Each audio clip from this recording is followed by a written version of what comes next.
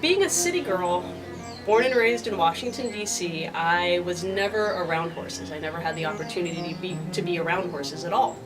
So I just had this deep passion from day one, and one day my parents took me to I believe it was the National Mall, and there were U.S. Park Police officers that were riding their horses, and I got to pet and touch the ponies.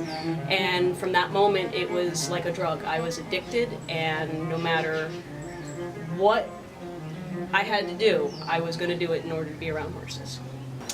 I was roughly about 12 years old when I first started riding.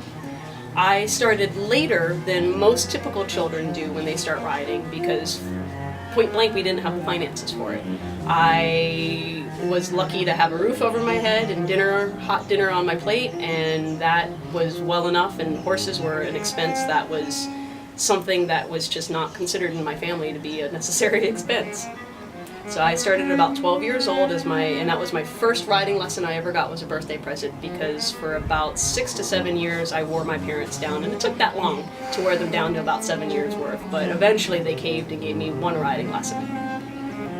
The first time I realized I really wanted to be a riding instructor was when I helped a friend out who had never been on a horse, and he just wanted to go around for a ride. And watching him smile, laugh, and be so happy once he was finally able to do it and get past the fear of a large animal and the fear of this big beast that I have to control, he felt like he was king of the world. And watching that smile and watching that person become so stoked, for lack of better words, that stoked me out. And I was addicted to that feeling of just making people happy and making people realize they can achieve their dreams and their goals if they put their mind to it.